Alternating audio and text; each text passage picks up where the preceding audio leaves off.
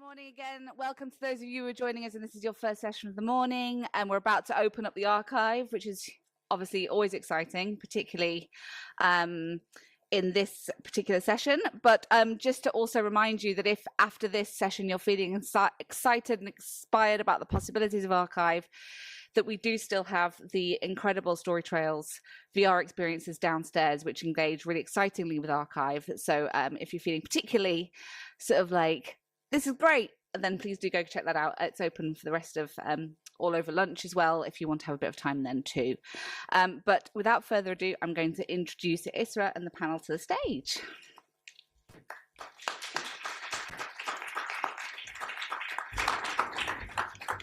Hello everyone, my name is Isra Al Kassi and I'm the co-founder of Tape Collective. We are a cross-arts curatorial collective which centres film and moving image in everything that we do. Do you have to name it? Okay, hello, is this better? Right, so we're a cross-arts curatorial collective that centres moving image and film in our curation. And our sort of original idea was to demystify the industry. So within that, we also want to demystify the archives. And we like to sort of play around with our curation, which means that we sort of weave in archive material into our curation. So I'm very pleased to be here today. And I'm going to ask the speakers to introduce themselves and to also, because we're also discussing, there's quite a lot of discussion around reimagining the archives, demystifying it, opening up the archives. So if you can also speak to what sort of archives you work with. Yeah. Hi, I'm Rose Baker. I'm the UK and Ireland programmer of Belfast Film Festival.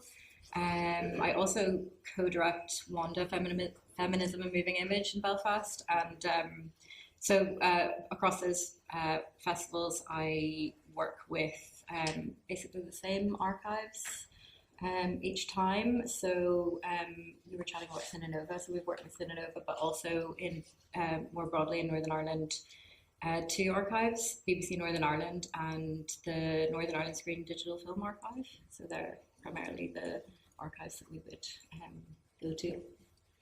Andy? Hi everyone, I'm Andy Robson. I'm the Screen Heritage Producer with the BFI Film Audience Network. So just a bit of context, over the last 4 years, me and my colleagues at Film Hub North have been overseeing an engagement fund that encourages exhibitors across the UK to engage with all 13 of the UK national and regional film archives. So that's really the 4 national ones and the 9 kind of regional ones. And we've done that through a fund that kind of celebrates social change, so just kind of giving exhibitors a kind of different kind of curation slant to kind of programs, so lifting it out of kind of place, which is the traditional form with archive film, I think, and really kind of bringing in the kind of a history of people and celebrating change over the last 100 years. So in answer to your question, it's really the national and regional film archives, and it's been really interesting kind of response when you in conversation with the exhibitors and fan members around the UK, because it's like, what is archive? Mm-hmm. It's such a fascinating thing, because is there a cut-off? Is there a BFI cut-off? Is it 1970? Can we engage with video? Is it any post kind of silent era? So it's just a fascinating kind of conversation in that respect. But also added to that, we do encourage exhibitors, and I think everyone on the panel has, including yourself, in terms of like looking at more kind of specialist and independent archives, and we're really keen to kind of bring those together to complement titles from the regional and nationals as well. What's the fund called? Oh, the fund is called Changing Times. Yeah, thank you. Just for everyone to know, Changing Times. So my name is Lauren Clarke. I'm an independent film programmer, researcher, and curator, and I'm also 1/3 of the Invisible Women Collective. Camilla's over there, the other person. And so we're a collective that really sort of focus on showcasing the work of women from the archive. Really we're all about sort of revisionist history and ensuring that we're sort of reinserting women's stories back into the sort of narrative of film. And we do that through sort of editorial, curatorial work, talking a lot about the work of women. And we work with lots of different types of archives. So we like obviously in this sort of traditional sense, sort of national regional archives and things like that. Also, Sinanova was sort of mentioned as well, these kind of more volunteer-run kind of spaces that really sort of more specialist in their case, looking at the work of women in sort of video makers. But also we kind of do more like also ad hoc kind of ways where we will go directly to filmmakers or to like the estate holders and try to find different avenues as well to access materials. And so we try lots of different pathways to try and access these the rights to the archive material. So it's patchwork. There seems to be a sort of shift in terms of the focus of archives and wanting to open up, including the discussion around it, the curation around it, and sort of making sure that more people can get involved in the curation, and also with changing times and the BFI's new strategy, sort of having this emphasis on screen heritage. I wanted to ask if there are any, because we love transparency, what other sort of obstacles would you say that you face in terms of both making archives available, curating it, and bringing in an audience? Everyone has to answer it. I was like, where do you start? It's a very big, it's a very big question. There are a lot of challenges. Go ahead. I can start. So like, I mean, the first thing that kind of comes to mind is just like logistically thinking about, you know, actually licensing material and finding out who owns the rights kind of thing. And then it's also, you know, who has the material and, you know, where is that sort of being held? What state is that material in? The sort of the time and the effort and like the need for persistence to kind of continuously like fight against different things. And it's really interesting because I think you can also kind of go down these different sort of, you know, tangents and sometimes come up empty, but that also tells you something as well, you know, in terms of those types of conversations. So I think there's a, like, just sort of touching on the logistical standpoint of accessing those materials is a big concern. Yeah, I think time, capacity, I think it's what's really interesting over the last 4 years. I think only 2% cinemas have been the main participation within the kind of fund. It's really time consuming, I think, to really kind of approach, you know, trying to figure out kind of licenses and negotiation. And if you're doing it for the first time, it can be really daunting, I think, you know, because you're trying to select material as well as kind of negotiate at the same time around budgets. So yeah, it can be really tricky. And that's why I think that the majority of the fan members have been more kind of producer-led or film festivals who have that time to kind of arrange and partner with the archives to kind of bring that kind of ambition through with kind of large-scale projects. So and also the timeframes within the fund can be, you know, quite restricted. So it needs to be looked at as well. Yeah, I mean, that's all. I mean, that's basically, I have experienced those kinds of issues as well. I mean, especially as you say, like when you find something that you want to show and you just have to, you know, clear it somehow, and it can be, as you say, very time consuming to do that. But I would also say that like we are quite lucky in the film festival in that we have the fantastic Northern Ireland Screen Digital Film Archive who we can go to because they come to us because they, like, part of their remit is creative reuse, and they can let us use their material for free and actually adapt it and make little films and things. So like, of course it is time consuming, and not everybody has, I mean, you know, as a film festival, and we're not a venue, you know, we're not tied to a particular set of four walls, etc. But so we can sort of think big in a sense, but I think it's pretty great that we have this relationship, you know. This leads me quite nicely to my next question, which is just from experience. It is, you know, curating from archives can be quite time consuming, and it's not the sort of idea of you'll get a response within the next week. That will not happen, and which is totally fine. But you know, it's just a completely different sort of timeline. But I also feel like when I am in touch with archives, what I'm wondering is obviously for me it's about exhibition and bringing the footage and the films to an audience. While I think the archives are more focused on maybe preservation, do you think the two can coexist, preserving something but also making sure that it's exhibited and seen?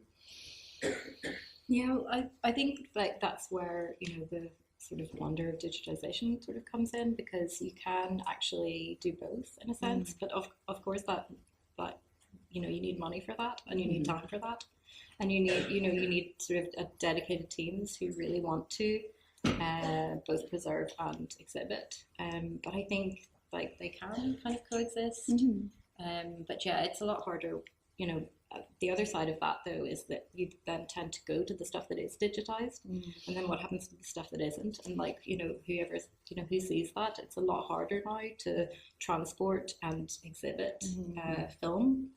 The skills are being lost, So I guess it's a double-sided kind of thing. I think it's a big question that you're saying as well. If we only are then relying on what has been digitized, it's like also who's deciding what has been, what has been digitized, what's been left behind, and that those sorts of conversations as well, right? But no, I think they can coexist, and I guess also thinking, what was the sort of initial sort of intent, like when whatever the work it is you're looking at is. When you want it to be screened, kind of thing, right? Like the filmmaker, or whether it's like a community film, whatever the context, right? It's like wanting to share that and wanting to ensure that people are able to kind of enjoy and experience that, and also ensure that it's going to be preserved for future generations, right? So it's like wanting to find that very delicate balance of being able to exhibit it, but also ensuring that there is a sort of sense of preservation, that we are not going to lose it. Mm-hmm. Yeah, I think it's always been there, that, as a polar opposite, really, isn't it, in terms of exhibition and preservation. But I think with kind of digital convergence over the last few years, certainly it feels like that's kind of, blurring the lines between those two and kind of bringing things together. But then I think this is quite a pertinent question now in terms of archives, who might be looking to be more environmentally sustainable, and those kind of financial implications of, preserving and refrigerating and climate control of all the kind of collections from film and video. So there will be a kind of impact on that with the cost of living. So it might, go back to more kind of preservation, but we'll see how that kind of spans out. And what are the sort of audiences you're seeing at the moment? What audiences are you working with? And is it, I can start. So I think for Invisible Women, obviously we have quite a specific audience, but I think collaboration for us is really key. Obviously we curated a program together for After Hours, together with Tape, and then we also have worked with Glasgow Film Theatre and doing consulting on their Cinemaster strand and showcasing work in that sort of frame. So I think it's trying to work across lots of different audiences, and to try and sort of tap in and collaborate and share and build these audiences in different ways. And obviously we have an existing audience through the work that we've done, and that are interested in sort of the work of women filmmakers and looking at sort of history in that sort of traditional sense. But I think it's always trying to grow that, but 100% there's always people that are not in the room, right? Yeah, I think in terms of the funds, we had our main kind of criteria looking at young audiences, 16 to 30, and kind of underrepresented communities as well. So I mean, that is a challenge. As I said before, the place, those kind of programs where archives kind of exhibit with cinemas like Sheffield on Film, that is obviously very successful, and the archives do that really well in delivery and context and expertise. But it is a traditional kind of older audience, 60 plus. So what we really wanted to do is kind of open that up and have a real testing ground for the fund in order to say, how do you work with younger audience? How do you make archive a bit more kind of appealing for that? So I think what's interesting is, kind of 50% of the projects have been more kind of experimental, more immersive styles. It's kind of taken it out of the cinema schedules, working more with kind of pop-ups and more heritage sites, and really trying to kind of bring in new audiences. And in fact, a key takeaway is that I think 50% of audiences were new to venues, because they really wanted to kind of see kind of more kind of grassroots DIY venues, or kind of, just unique kind of experiences with those approaches. So that's been really good. Yeah, I mean, I was just going to talk about the way we work this year at the festival with Film Hub North to do an event called Vox Populi, and that was really all in order to sort of try and kind of reach as many people as possible in a city centre building, which has been disused for quite a long time. It's the Bank of Ireland building, which is this lovely Art Deco striking building in the city centre. So like that's also a way to try and get people in to see archive, because people love in Belfast, they love to get into disused buildings, like seriously, it's true. And it is that's something that we can do, because we're not, I guess, again, like we're flexible in terms of like the spaces we can use.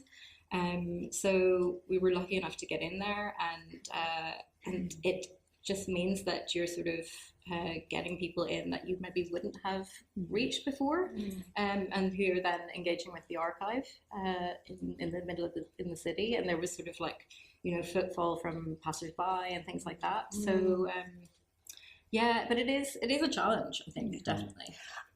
I was just sort of thinking here as well, like with some of the work that we do, we always try to sort of put sort of archive material, sometimes not in all instances, right? But in a lot of cases, we try to have sort of archive films in kind of conversation with more contemporary works as well. And that sort of creates a sort of nice sort of synergy. And obviously, you know, a lot of the conversations that we were having in the past, we are now still, you know, it's that kind of circular sort of space. So they work really nicely together. And I think that also, the interest of kind of bringing the two together is another way of sort of engaging and getting more people sort of in the door, and not just, you know, solely having an archival program as well, like a different approaches, and depending on the space and what the program is. Are there any other sort of tricks that, like, is it, because I think the way that I think of archive programs is often a series of short films that we put together, there's a screening, but do you ever get feedback in terms of people wanting an interval, or do people want to avoid the sit-down experience and experience the films in a different way, or are there any other sort of ways of curating it in a different way? Sorry, I keep jumping in.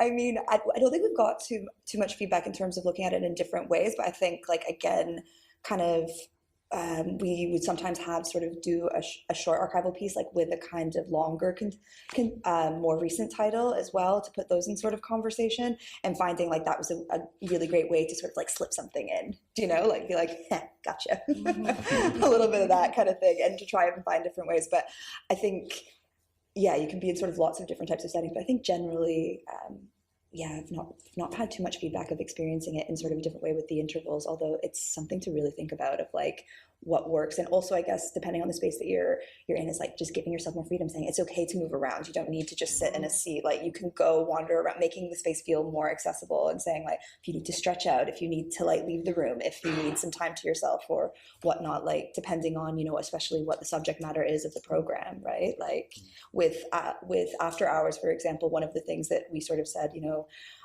is there's a lot of challenging subject matter in here, which was a program we curated with Tape, and it was a sort of a queer, like, subversive program that was looking at the sort of celebratory aspects of nightlife, and nightlife as spaces of like resistance and community building and people coming together. And it was, you know, there was some tough content, and making sure people were aware, like, if you don't want to be here for this, you can also, like, this is how long the film is, you can leave, and all the, you know, these types of things. So making people aware of what they're entering into. Yeah, I think coming back after the pandemic in 2021, last year, we had a kind of summer activity, so it was really kind of socially distanced, kind of outdoor spaces, and Amanda at Cinetopia here kind of really used fascinating kind of projection onto 5 buildings in Leaf, and people could kind of, you know, walk up kind of freely, but kind of easily, and be recorded as audiences.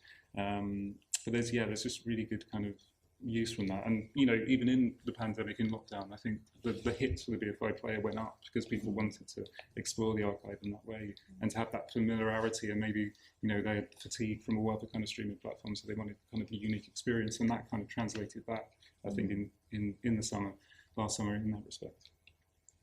Yeah, I think as well, the short form works quite well with archive, because it can often be a lot to ask an audience to sort of engage with, you know, something that's really unfamiliar. So for us at the festival, the way we sort of work around it is, well, the thing I was talking about earlier, Vox Populi. The format of that event really came out of like the restrictions that were put in place by the council. So like it ended up being an installation in the building that we actually had to tour people through. So that meant that it really had to be shorter pieces. So it was 2 screens on each floor, and one had people being interviewed on the street in the archive news footage and just about topical issues of the day. And then the other screen was footage of the city at that time, so street scenes. So we did it like that, and it sort of was an installation, but it was an installation that you couldn't avoid. You had to watch it all, and but it worked quite well in terms of the imagery being broken up and moving through the building. It also went chronologically through the decade of the 1960s. So, but the other side is that you can in the archive. If you go and watch it online, because you can watch a lot of the clips online.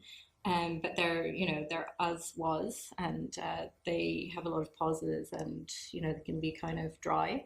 So we made a few years in a row, we've made a montage package and put it to music and shown it as a special event. And this year we did one of the spooky things in the archive, all the people who have ghost stories and weird things happening and stuff, and it was hilarious.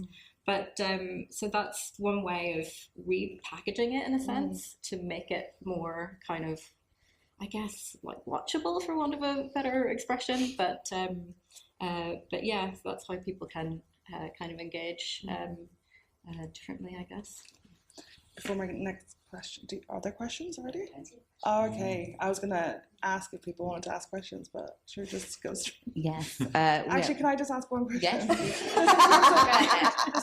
Just in terms of what you're saying, because there's screen heritage and preserving that in archives, but there's also, I get quite sad about the legacy of our programs. So we're contextualizing it, we're putting it together, we're creating all these beautiful events around it. And I can't sort of, I feel a sense of loss because I don't know what to do with it afterwards and where can it go, because the cost of putting together this program is quite high. And the idea of putting it online for people to sort of revisit is expensive and almost impossible to clear those rights. And so the best that I can do is have a gallery, we had fun that day, and here are the sort of titles of the films we screened. But do you have any sort of suggestions for, sort of preserving a legacy of the actual curation beyond the films? That's an interesting question. An archive of archives. Yeah. I don't know, actually.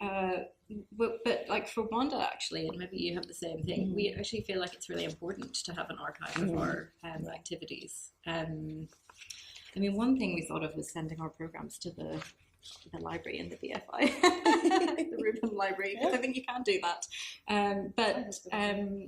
But that's also not in Northern Ireland as well. So it's where do we? I don't know the answer. I'm actually just sort of riffing now, but I don't actually have an answer to that one. Andrew, do you have the answer? No, I'm afraid I don't know. But it's always a key, assessment criteria is about legacy. How, what will you be doing next? Is it possible to tour it? But of course, there's just limitations to that because it is place-based, or you don't have the money to do so. So it's really interesting, where to go. But yeah. No, I also don't have the answer. But I think you were sort of saying with your work, Isra, with tape and with Wanda and stuff, and sort of keeping program notes available online, sort of listing the titles that were part of the stuff that you've done, and maybe maybe we have to be also more transparent of exactly where we've cleared those rights as well. And sort of maybe include that into that sort of page that we have, the landing page or whatever of that program on various websites and stuff, because I think that sometimes that is, that could be very useful for people that are then kind of going back and thinking, even if they're not looking to, recreate something in that sort of vein or whatever, or using that for inspiration, they're thinking, I want to screen this film, but who's got the rights? And, somebody's already done that work. Why are we constantly reinventing that wheel? Why aren't we sharing that information more as well? So that somebody's not having to go down the same sort of tangents that you have to clear those rights. Which makes it even more important to actually show up to the screenings and go watch it in cinemas. All of us. Questions? Yes, we've got quite a few questions. So the first one is, how can exhibitors work with archive producers who work in production to consult on programming? They'd bring research skills and collections rights knowledge. What's your advice? Sorry, could you repeat the question? Sorry. Kind of like, Yeah. So I think it's a lot of it. around sort of like how can you work with people, you know, working in. Sorry, I've already archived it, so I was being too efficient. The irony. Can you believe it? So I think it's around how can you work with people working in archive production who have knowledge around rights collection. How can curators and exhibitors work more closely with them? I would go to the archive, and because like archives often have PhD students and people working with their collections who will be looking at it from a particular angle. So I think that's, I mean, if I was starting from scratch, that's what I would do. I would just ask somebody there, you know, who can I speak to about this? Because there will be somebody. They'll have a long list of people who are accessing their archives either currently or have done in the past. So, yeah. Yeah, fundamentally it's about, you know, really engaging with the archives as soon as possible. So that's what I've been repeating to exhibitors is, you know, do some initial research, go to the database, have a look at titles available. But, you know, if you run to the end, then please pick up the phone and speak to the archivists because they are the experts and they will kind of work with you, work through the collection, maybe point out things that you know, it's not available perhaps on the database at that point. So, and really kind of collaborate because, you know, they can come along for an intro, add a bit more expertise in that respect, and you know, you can budget with the archive as well and kind of negotiate with them in that way. Yeah, I think it's relationship building, isn't it? Nothing more to add on that, but like this is relationship building. How do you balance reimagining archive material and making sure audiences understand the original context of the material? We touched on that slightly earlier, but expanding on that. Do you want to say? Yeah. I think that's probably Yeah, I mean, I think that's an interesting question because actually for a lot of our events, we kind of want to remove the original context in a way, like for The Weird and the Eerie, which was this, you know, montage. Basically, it's kind of about throwing these sort of random things at the audience in a way and asking them to kind of make sense of it themselves. But there's repetition and things like that, which gives a sense of it, but we are recreating it in a sense. But definitely with Vox Populi, like we really wanted to sort of you know, give sort of, I guess, just sort of be very respectful about where the material came from and the time and context in which it was being filmed, because it was a time of real cultural change and political change in Northern Ireland, social change. So that was very important to contextualize that actually, and so we did have sort of, I guess, luckily because it was in the end like an install, we were able to have sort of text explanation and handouts and things like that on site. So, but those are two very different sort of ways of doing it, I guess. Do you include original copy? Unquote original copy or text in terms of trying to decipher what the intention of the work was at the time? Well, because it's all sort of like it was news footage, so there's actually very little kind of documentation because it was right at the beginning of UTV's history, and they didn't really keep many notes. You know, like they didn't really archive. I mean, this is like a problem because, you know, when you're dealing with news, it's very often not archived at all, not thought about at all, and reused and things, the tapes and stuff. So so where possible, we would definitely do that, but there isn't always a lot of documentation. Yeah, just to add, I think context is key in all forms, but I think in the spirit of the fund, we really wanted to work in new ways with archive and, you know, work in kind of experimental ways. Just an example, Palace International Film Festival, they wanted to screen Derek Jarman's The Last of England and do it with a completely new kind of synth score, so kind of really turn down the whole soundtrack and just, you know, play out. And they did get permission from the Jarman estate to do that, obviously, but it was just a kind of new reimagining of that, and, you know, kind of toured 5 venues, so it's really interesting.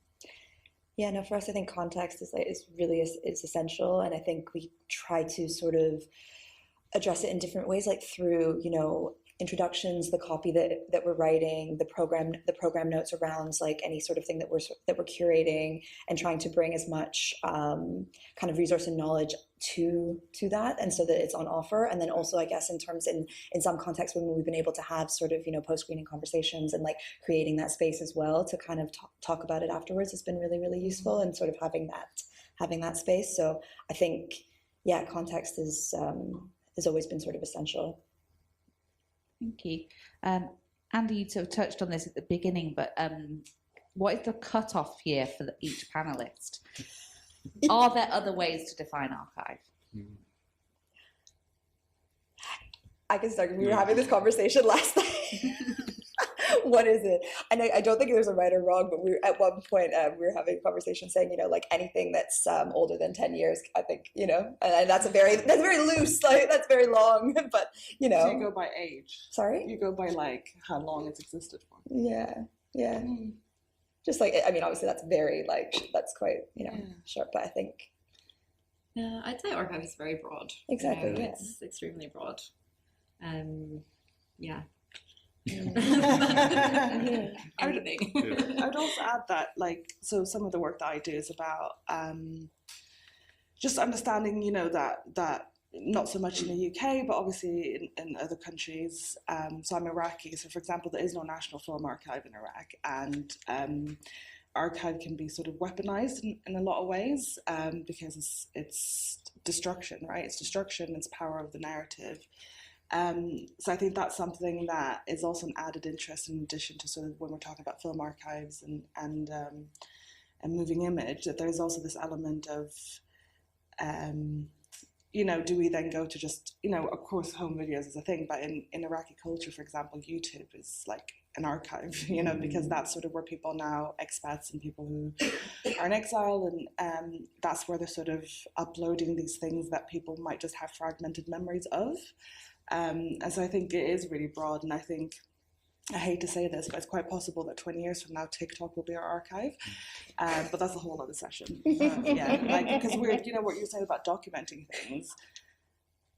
Do we preserve everything that's going on right now? Do we have to keep all of this? Where does it go? And because this, you know, the sort of clips and videos that we have now would have been so valuable, you know, if they were like 10 plus years old. But it's just so much of it now. I'm not entirely sure, you know, how to sort of go through the relevance, but also again, archives, it's relevant to someone or it's irrelevant to someone else. It's just about how you contextualize it. Thank you. We've got 5 minutes, just so you know. Oh. This is, I think, quite a good question. What advice would you have looking to begin on an archive project? Very good question. Because you mentioned, Andy, like people doing this for this first time, and it's daunting. Well, like I said, I think it's just the first stop. Really have a look at the database, and you know, go to the regional archive database, the BFI. Just have a kind of search through the keyword searches, and see in particular what you're looking for, what kind of theme. Is there any kind of grouping in terms of keyword searches that would come up with results? But then, yeah, just really kind of try and contact and have a telephone conversation with the archivist there, and just kind of, you know, start. And they might get understanding of your budget and maybe could work with you on that in terms of what kind of screenings there are, theatrical licenses, if it's outdoors, if it's online, all those kind of implications. So I think it's just that kind of gentle kind of conversation in that way, because it is really daunting. Yeah, even I find it daunting now. Yeah. But keep it simple. You can simplify it, like, you know. Yeah. Yeah, I would say that when we were doing a project for Wanda, actually, and we were just sort of asked, you know, take a look at the archive and do something. And it was just like, you know, because it's vast, like there's so much. But actually, just watching the material, like themes just came out of that. So if you have access at all, I mean, if anything is digitized, if you can like approach an archive and, you know, ask for a link or something, and just try and watch as much as possible, and ideas come out of that, really. Definitely, because there is a lot of stuff that is already, you know, digitized that is a bit more sort of at your fingertips to kind of do. So like you're saying, the research and all of that. And I think it's like just starting to have those kind of conversations, isn't it? And also talk to other people that are doing that work. Like people, I mean, you know, people can be quite generous and like will like talk about like their own experiences and their approach. Like if you're just starting, go and share go and approach somebody or that kind of thing. Because people, I found for the most part, like people are really open to sharing what that process is like and like, you know, that tips and tricks and like where to kind of start. Because I think sometimes it's just having that initial conversation with someone who's already been through it, who's done something like that. You know? Also, to add that, it's really good to just, I think you can save yourself a lot of trouble if you just have the sort of base information. And, you know, the reality is it takes a long time. Archives are underfunded, you know, the resources are scarce. So in terms of no one's going to go back to you in 2 days, I really need to stress that it can take a very long time. And then another thing is to bear in mind format. You know, I think the first time I had to get something DCP'd was when I was doing archive stuff, because cinema, that's what cinemas are expecting. That's not what archives have.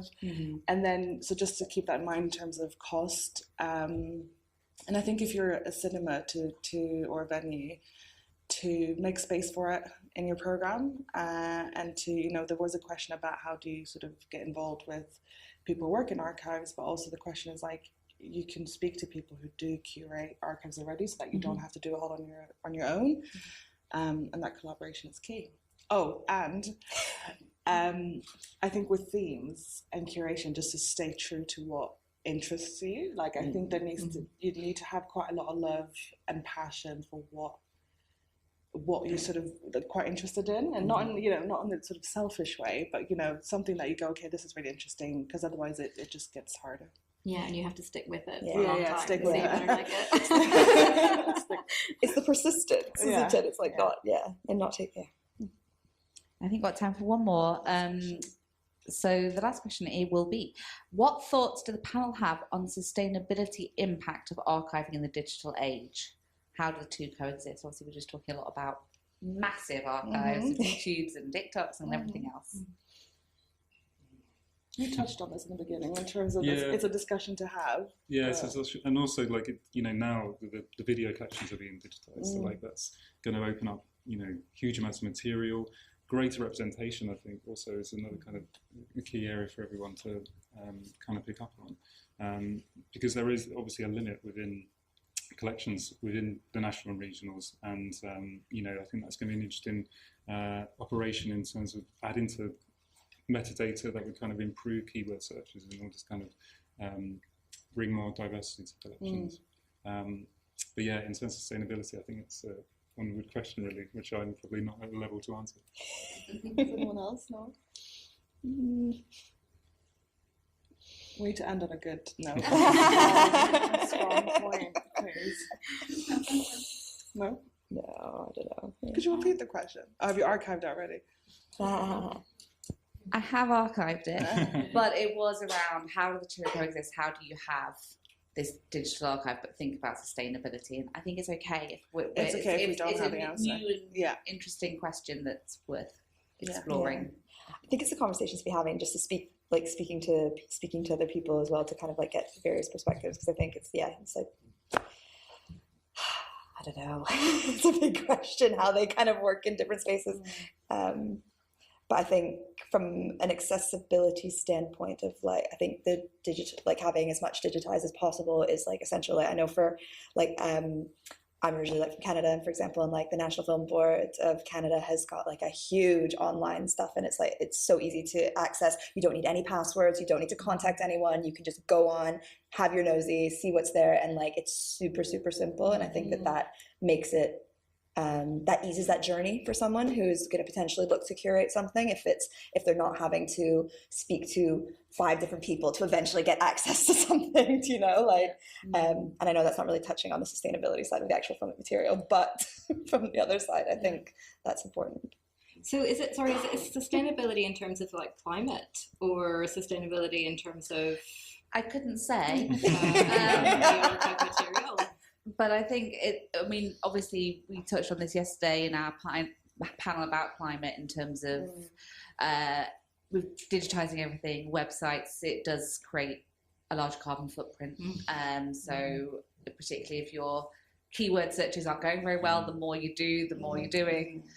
So I think it probably has something to do with that. Yeah, I guess then, like obviously that is a brilliant archive. The National Film Board archive is fantastic, but like I suppose that digitalization and the accessibility keeps that archive alive. Yeah. Like all over the world, you can access it from anywhere. Yeah, there's no like geolocked or anything. But yeah, that's maybe causing problems elsewhere. Because streaming is like a big problem in terms of climate, actually. But I don't have that much knowledge on it. I can't talk about it in depth. Sorry. Thank you for those questions, and thank you for being here. Thank you to Lauren, Andy, and Rose. Enjoy the rest of the day.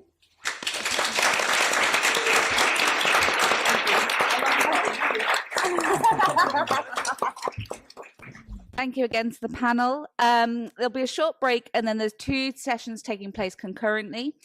So in 5 minutes in the meeting room, all the way at the top, we have Katrina Reynolds of Arts Business School of Scotland, who will take you through a whistle-stop tour of how to build good governance structure. And in 10 minutes here in this room, in Cinema Next Screen 1, we will be looking at AI-powered audience modelling. So be right back.